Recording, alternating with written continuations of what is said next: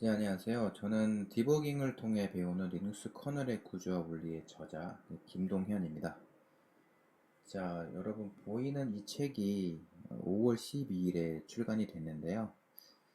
쉬운 주제의 책은 아닌데도 불구하고 많은 리눅스 시스템 개발자 분들이 구입해서 읽어주시는 것 같아요.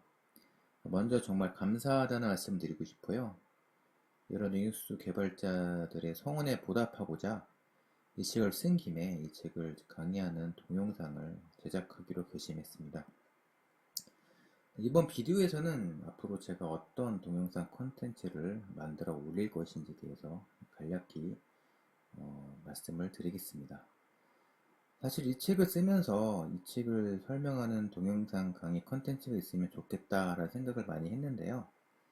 특히 책을 편집하는 과정에서 이런 생각이 많이 들었어요. 왜냐하면 이 책에서 하지 못한 이야기들이 은근히 많았거든요. 이 책 1부가 700페이지고 2부는 900페이지로 총 1600페이지 분량으로 구성되어 있는데요.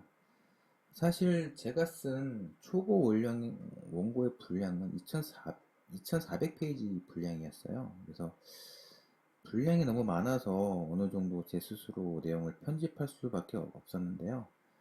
뭐 이런 편집된 내용을 유튜브 비디오로 어, 소개해서 공유드리면 좋겠다라는 생각이 들었어요. 하여튼 뭐 그런 생각이 들어서 이런 앞으로 동영상을 제작할 예정입니다. 자, 먼저 이 책은 누가 읽으시면 좋을지에 대해서 이야기를 해볼게요. 이 책의 핵심 독자는 신입 리눅스 시스템 개발자이고요. 그리고 5년차 개발자 분들이 꼭 배워야 되는 리눅스 커널의 주요 서브 시스템의 내용을 소개하고 있습니다. 이 밖에 뭐 예상 독자는 또 리눅스 보드로 졸업 과제를 준비 중인 졸업반 학생들이고요. 또한 대학원 연구실에서 리눅스 환경에서 프로젝트를 많이 하시잖아요. 대학원생들도 주된 독자 분들 중에 하나입니다. 그리고 리눅스 커널을 실무에서 어떻게 디버깅 하는지 알고 싶은 뭐 다른 개발자 분들도 보시면 좋고요. 그리고 리눅스 드라이버와 운영체제의 동작 원리를 더 깊게 배우고 싶은 분도 읽으시면 좋습니다. 결국 뭐 이 독자분들 중에도 리눅스 커널의 소스 코드를 분석하다가 포기하신 분도 포함이 될 수 있을 거예요. 그래서 뭐 또한 리눅스 커널을 처음 이제 접해서 뭘 공부해야 될지 막막하신 분들도 있을 거잖아요. 그래서 이분들이 읽어주시면 되게 많은 도움이 될 거라 생각합니다. 자, 이 책에서 다루는 리눅스 커널의 주요 스펙은 다음과 같습니다. 그래서 먼저 32비트 ARM 아키텍처에서 구동되는 리눅스 커널의 주요 서버 시스템을 설명하는데요. 실습은 라즈베리파이에서 구동되도록 구성하고 있습니다. 즉 라즈베리파이에서 구동되는 리눅스 커널을 분석을 하는 거죠. 리눅스 커널을 분석하고 또한 실습을 하는 것입니다. 이 책의 내용을 힐끗 보면, 그러니까 제목만 힐끗 보면, 뭐 라즈베리 파이를 다루는 리눅스 커널이라 착각할 수도 있는데요. 책에서 다루는 99%의 내용은 리눅스 커널의 좀 공통적인 내용들이에요. 즉, 안드로이드 커널이나 우분투 커널에서도 같이 확인될 수 있는 내용들이 대부분이죠. 이 책의 가장 큰 장점은요, 최신 리눅스 커널 버전의 소스 코드를 분석한다는 점입니다. 지금 출시된 프로젝트 기준으로 지금 가장 최신 리눅스 커널 버전이 4.19예요. 무엇보다도 이제 책에서 소개한 리눅스 커널 소스를 보면 GitHub 링크를 같이 볼 수 있어요. 이 얘기는 소스 코드의 실제 경로나 위치까지 같이 파악할 수 있다는 건데요. 이 책이 뭐 기존의 다른 리눅스 커널 책과 차별되는 점이라고 볼 수 있겠습니다. 자, 책 소개는 이 정도로 하고요.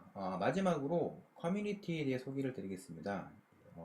제가 뭐 이 책을 편집하는 과정에서 정말 최선을 다했는데, 뭐 5개월 동안 정말 최선을 다했는데, 그래도 오타가 좀 확인이 되고 있어요. 그래서 제 블로그의 이 링크에 오타에 대한 공지를 업데이트하고 있습니다. 그래서 이 커뮤니티에 오시면 오타에 대한 내용을 읽으실 수 있고요. 그리고 또 독자분들을 위해 추가로 제가 설명드리는 내용들도 있어요. 이런 내용들도 공지도 한번 읽으시면 좋을 것 같습니다.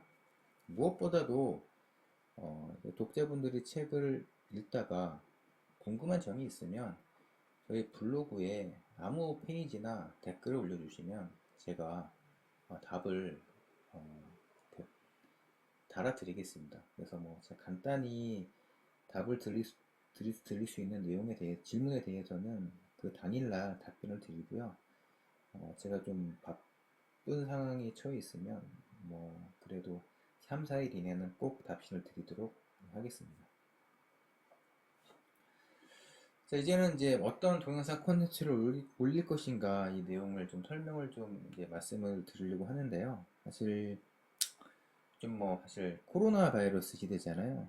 학교 강의실에서 수업을 들을 수도 없고 친구들끼리 모여서 스터디 그룹도 진행할 수도 없고 좀 되게 어려운 시대인 것 같아요. 그리고 또 오프라인 강좌가 많이 취소가 됐죠.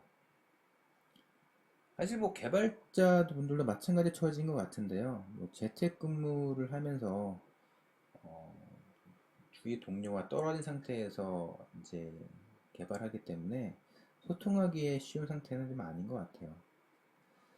그래서 많은 분들이 고립된 상태로 지내는 분들이 많은데 일단 이 책을 혼자 스스로 공부할 수 있는 이제 컨텐츠 비디오를 만들 예정이에요. 그래서 다음 비디오에서는 1장부터 강의 동영상을 찍어서 올릴 예정입니다. 두 번째로는 책에서 하지 못한 얘기를 좀 하려고 해요. 그래서 이 책에서 다루지 못했던 커널의 다른 서버 시스템에 대해서 소개를 할 예정이고요. 그리고 실전 개발에서 케이스 스터디 형식으로 배운 내용이 어떻게 활용되는지에 대해서 말씀을 또 드리겠습니다.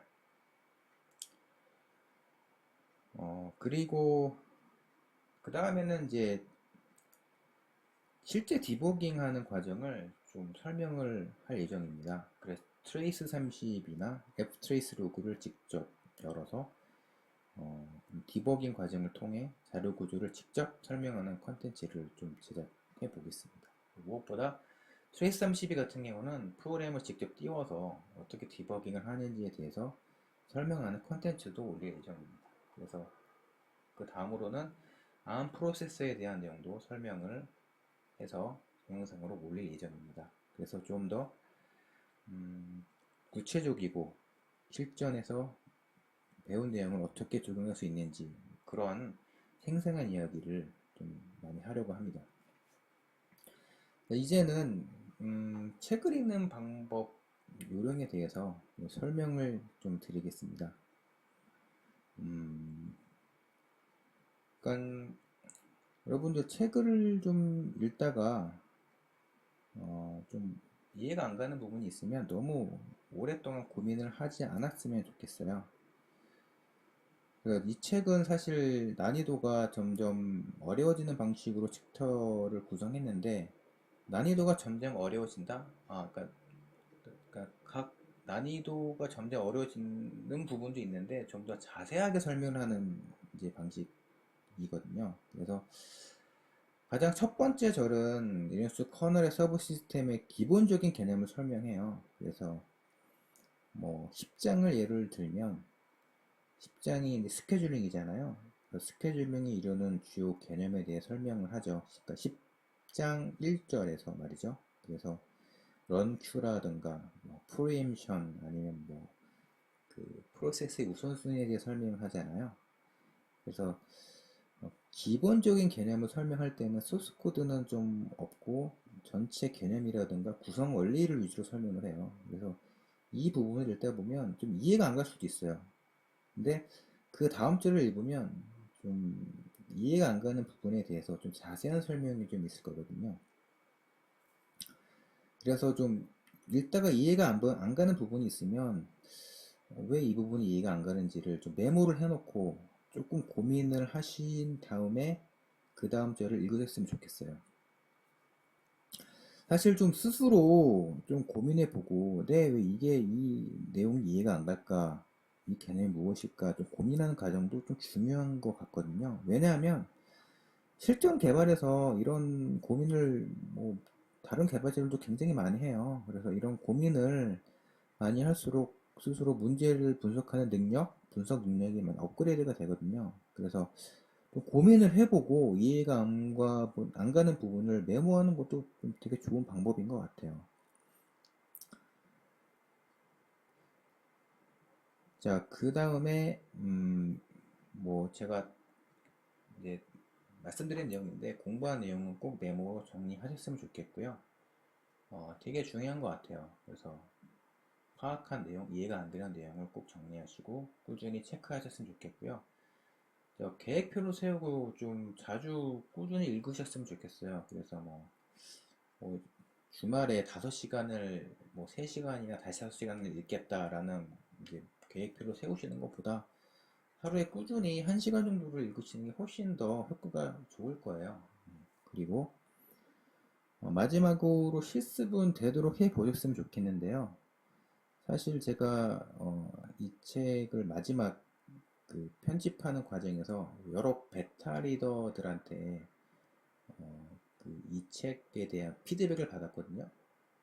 베타 리더 분들 중에는 대부분들이 정상급 리눅스 커널 개발자들이 대부분들인데요. 이분들이 저한테 여러 다양한 의견을 주셨는데 그 의견들 중에 공통점이 뭐냐면 실습 코드가 굉장히 실용적이다. 매우 매우 실용적이다. 그래서 실습 코드는 바로 실전 개발에 적용해 볼 수 있다. 이런 의견을 많이 주셨어요. 그래서 실습은 되도록 해보셨으면 좋겠고요. 혹시 실습을 하다가 잘 안 되면 오타가 있는지 확인해 보셨으면 좋겠고요.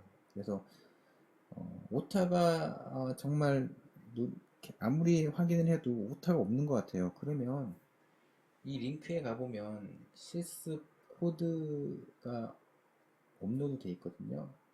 링크에 있는 코드를 받아서 좀 실습을 해 보셨으면 좋겠어요. 왜냐면 좀뭐 쉘 스크립트라든가 어떤 오타로 코드를 잘못 입력해서 뭐 하루 이틀 동안 정말 고민하시는 분들도 있는데요. 꼭 이제 꼭 그러실 필요는 없을 것 같아요. 그래서 반나절 정도만 고민하셨으면 좋겠는데 너무 오랫동안 이렇게 동작하지 않은 코드라든가 이런 막힌 부분 때문에 고민하시면 사실 좀 사실 반나절까지는 괜찮은데 2, 3일 정도 고민하시는 거는 좀 제가 봤을 때는 시간 낭비라는 생각이 들거든요. 그래서 잘 안 되면 일단 받아서 일단 돌려보시고 그리고 나중에 오타가 있는지 확인해 보시는 방법을 권장드립니다. 자, 책을 공부하는 방법에 대해 설명을 드릴게요. 그래서 일단은 좀 절대 외우지 안 했으면 좋겠고요. 여러분들 링스 커널은 절대 외우면서 배울 수가 없어요. 무엇보다 이해를 하시는데 중점을 주어야 하고요. 제 생각에 리눅스 커널을 배우면서 뭔가 외우는 거는 그냥 되뇌 피질에 고통을 주는 것 같아요. 아무런 의미가 없거든요. 시간을 날린다 생각이 들어요. 그래서 절대 리눅스 커널에 외운다, 중요하다 생각하는 부분을 외우는 분들이 있는데 이 방식으로는 절대 리눅스 커널을 배울 수가 없어요. 그리고 개념을 외우는 방식으로는 공부를 안 했으면 좋겠어요. 대신에 이해 위주로 좀 읽으셨으면 좋겠고요. 그리고 왜라는 질문을 많이 하셨으면 좋겠어요. 그 다음으로는 제가 설명한 부분을 좀 검증하셨으면 좋겠어요. 이해가 된 다음에는 뭐 구글링에서 뭐 여러 리눅스 커널의 워크큐라든가 소프트 IRQ라든가 뭐 이런 내용을 검색하셔서 크로스로 좀 검증해 보셨으면 좋겠어요. 그래서 제가 쓴 이야기를 100% 그대로 믿지 마시고 뭐이 저자가 한 말이 맞는 말인지 좀 의심의 눈초리를 좀 세우면서 보시면 좀 더 얻는 게 좀 많을 거라 생각이 듭니다. 또 이제 반복드리는 제 말씀인데 반드시 실습을 해 보셨으면 좋겠습니다. 특히 F트레이스를 많이 활용하셔서 콜스택을 많이 좀 확인하셨으면 좋겠어요. 처음에 F트레이스의 로고를 보시면 좀 되게 낯설고 이해하기 좀 힘드실 거예요. 근데 저도 처음에 그랬었거든요. F트레이스를 처음 접했을 때 사실 좀 암호화 같이 보이고 이게 무슨 정말 암호화 이해하기 어려운 그런 이제 메시지로 가득 차 있다는 느낌이 들었는데 요즘에는 되게 커널 로고보다 F트레이스를 더 자주 보는 것 같아요. 훨씬 더 되게 아주 쉽게 리눅스 커널을 표현한다 그런 생각이 좀 들고요. 그래서 F트레이스를 많이 활용했으면 좋겠습니다. 여러분들 특히 취준생 분들은 실전 리눅스 뭐 BSP 커널 개발자가 어떻게 개발하시는지 좀 궁금하시지 않나요? 뭐 그런 분들도 좀 있을 것 같은데요. F트레이스를 진짜 많이 활용합니다. 네, 진짜 많이 활용을 하고 F트레이스에는 로고를 분석하고 또한 뭐 리눅스 커널을 개발하다가 여러 가지 버그를 만나잖아요. F트레이스 활용해요. 네, 그런 제 주위에 커널 개발자 분들 중에 F트레이스를 활용하는 걸 굉장히 많이 봤거든요. 뭐 그리고 커널 크래시가 났을 때 분석할 때도 F트레이스를 많이 활용해요. 그래서 F트레이스를 많이 활용했으면 좋겠다라고 말씀을 드리고 싶습니다. 자, Q&A입니다. 많은 독자분들이 저한테 주시는 질문인데요. 자, 이북은 언제 출간되나요? 그래서 이런 질문을 주신 분들이 있는데요. 특히 해외에 진출하신 개발자 분들이 이런 질문을 저한테 주셨어요. 이북은 출간될 예정이고요. 출판사랑 합의가 돼서 이북은 진행합니다. 이북 출간을 진행하는데 올해 가을 정도에 준비할 예정이에요. 아직 일정은 확정된 건 아닌데요. 일정이 확정되면 제가 블로그를 통해서 공지하도록 하겠습니다. 그 다음으로 주시는 질문이에요. 그러니까 출판사를 통해서도 질문을 주셨는데 라즈베리 4에서도 이 책에서 소개한 실습 코드를 실습할 수 있느냐라는 질문인데 제가 라즈베리 8 구입해서 돌려봤는데요.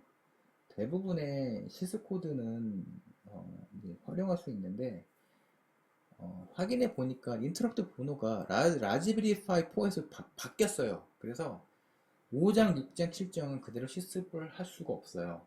그래서 5장 같은 경우는 뭐 인터럽트 디스크립터의 세부 필드를 확인하는 그런 내용이 있고 6장에서는 IRQ 스레드를 새로 생성하는 그런 내용도 있고요. 그리고 뭐 워크 큐에서는 이제 인터럽트 후반부로 워크 핸들러를 활용해서 처리하는 그런 실습이 있는데 인터럽트 번호가 바뀌었기 때문에 그대로 실습을 할 수가 없습니다. 그래서 저희 블로그를 통해서 라즈베리 파이 4에서 실습할 수 있는 방법을 공지할 건데 여러분들이 만약에 라즈베리 파이 4를 이미 구입하셨으면 뭐 이렇게 블로그에 있는 내용을 참고하시면 되는데 라즈베리 파이 4를 구입하지 않으셨으면 그냥 라즈베리 파이 3B 버전을 구입하셨으면 좋겠습니다. 지금도 많이 저한테 문의를 주시는데요.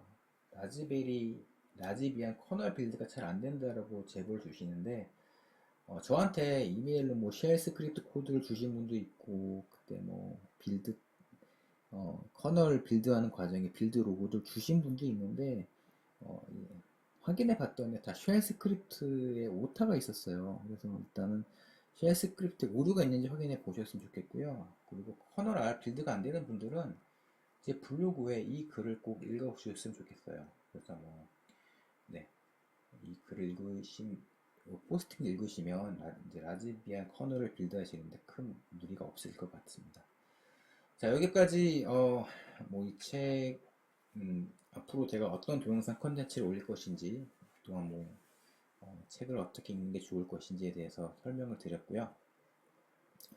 다음부터는 이제 1장 리눅스의 전망에 대한 강의 동영상을 올리도록 하겠습니다. 여기까지 시청해주셔서 감사드리고요. 좀 더 앞으로 리눅스 시스템 개발자들에게 정말 도움이 될 수 있는 유용한 컨텐츠를 꾸준히 유튜브로 올리도록 하겠습니다.